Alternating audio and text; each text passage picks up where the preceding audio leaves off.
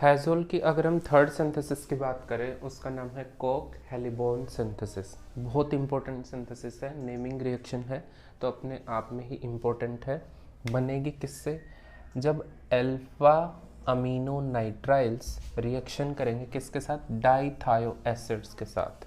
समझना इसको ध्यान से, ये है हमारा अल्फा अमीनो नाइट्राइल। इस कार्बन से हम जो नेक्स्ट होगा ये अल्फा, इसके ऊपर क्या प्रेजेंट है? Amino group. तो अल्फा अमीनो, और ये क्या है? हमारा नाइट्राइल ग्रुप है। Alpha amino nitriles dithio, 2 sulphur atom है तो डाइथायो, और ये क्या है? एसिड है, एसिडिक हाइड्रोजन है, एसिडिक बिहेवियर शो करता है। तो डाइथायो एसिड के साथ जब हम रिएक्शन कराएंगे तो हमें यहाँ पे क्या मिल रही है? बहुत इंपॉर्टेंट है, क्या? 1 2 3 4 5, ये अमीनो ग्रुप।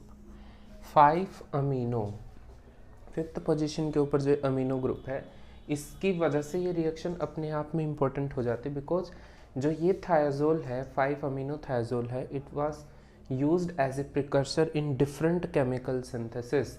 तो वैसे तो ये 2 4 5 ट्राई सब्सटीट्यूटेड है, बट जो ये NH2 ग्रुप है ये इस थायाजोल की सिंथेसिस की और ज़्यादा इम्पोर्टेंस को बढ़ा देता है। तो क्या होगा, कैसे होगा, कैसे ये बनेगा, हम मैकेनिज्म के थ्रू समझेंगे कि ये रिएक्शन कैसे अचीव हुई होगी, कैसे 5th पोजीशन के ऊपर ये अमीनो ग्रुप आएगा। तो अगर हम इसके मैकेनिज्म की बात करें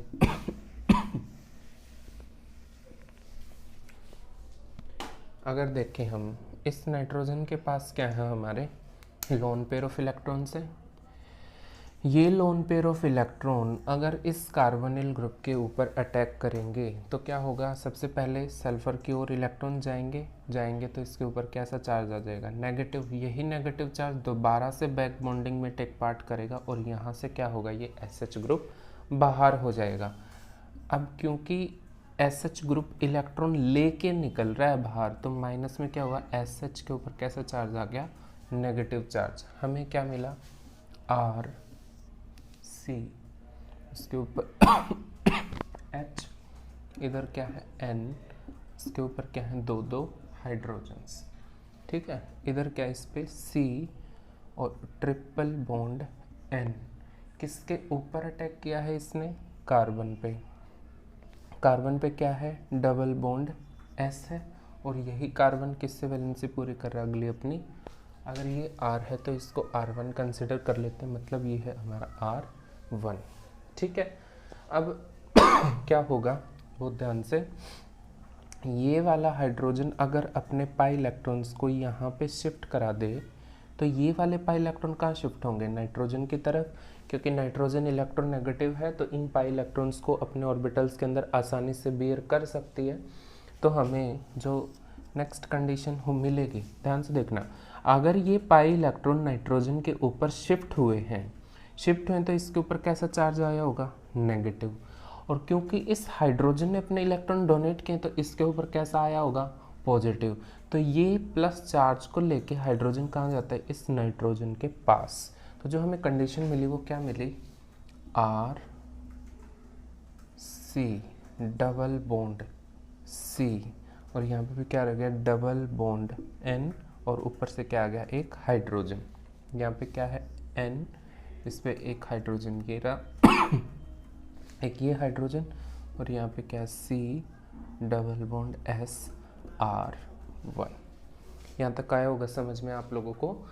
अब देखें हम इस सल्फर को, इसके पास क्या है? 2 ही बॉन्ड है, मतलब इसके लोन पेयर अभी भी इसके ऑर्बिटल्स के अंदर हैं, फ्रीली घूम रहे हैं इधर से उधर।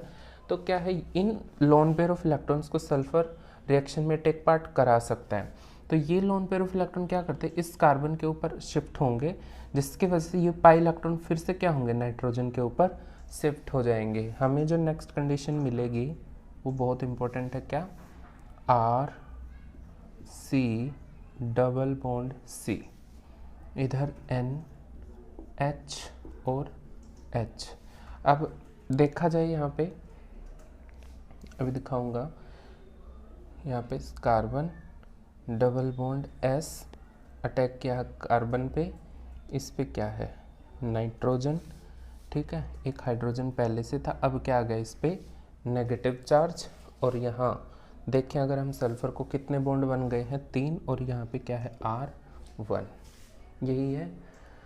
अब सल्फ़र के ऊपर कैसा चार्ज है, पॉजिटिव चार्ज है, और इस नाइट्रोजन के ऊपर कैसा चार्ज है, नेगेटिव। ये भी एक टाइप से देखा जाए तो ज्वेटर आयन ही बन गया। अब इस रिंग को एरोमेटिक बनाने के लिए, अब देखा जाए ये रिंग ये एरोमेटिक रिंग, ऐसे अगर हम देखें रेजोनेंस ऐसा ही बनता है, बट ये एक अनस्टेबल रेजोनेंस है। इसको स्टेबल करने के लिए नाइट्रोजन के ये वाले हाइड्रोजन क्या करते हैं, यहाँ पे टेक पार्ट करेंगे। अगर टेक पार्ट के तो हाइड्रोजन पे कैसा चार्ज है, पॉजिटिव। अगर ये वाले यहाँ शिफ्ट होते हैं, कार्बन के तो ऑलरेडी 4 बॉन्ड है ना, 4 बॉन्ड है, तो क्या करेगा ये कार्बन, क्योंकि एक और आ गया तो 5 बन जाएंगे, तो ये वाले जो पाई इलेक्ट्रॉन्स हैं वो क्या होंगे, सल्फर के ऊपर शिफ्ट हो जाएंगे, जिसकी वजह से सल्फर का पॉजिटिव चार्ज भी खत्म और कार्बन के 4 बॉन्ड रह जाएंगे। हमें क्या मिला, अब एक और चीज़ नोटिस करो, अगर क्योंकि ये हाइड्रोजन इलेक्ट्रॉन डोनेट कर रहा है, मतलब इस पे प्लस चार्ज है, तो ये प्लस चार्ज लेके क्या करेगा, इस नाइट्रोजन के पास आएगा, क्योंकि इसके पास कैसा चार्ज है, नेगेटिव चार्ज है।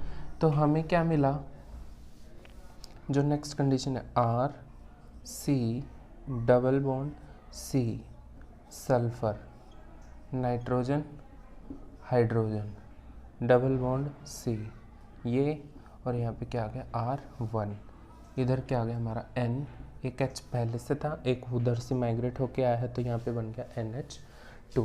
यही तो हमने सिंथेसाइज करना था। क्या है ये हमारा 1 2 3 4 5 पोजीशन के ऊपर जो ये अमीनो ग्रुप है, it play very important role. जैसे मैंने पहले भी बताया है, इस 5th पोजीशन के ऊपर जो अमीनो ग्रुप है, इसके प्रेजेंस की वजह से जो थायजोल का ये जो डेरिवेटिव बनता है, इसको बहुत सारी रिएक्शंस को प्रोसीड करने के लिए एज ए प्रिकर्सर लिया जाता है या एज ए रिएक्टेंट के फॉर्म में लिया जाता है। तो ये है हमारी कोक हेलिबॉर्न सिंथेसिस, जो कि हमारी बनेगी किससे, अल्फा अमीनो नाइट्राइल्स और डाइथायो एसिड से।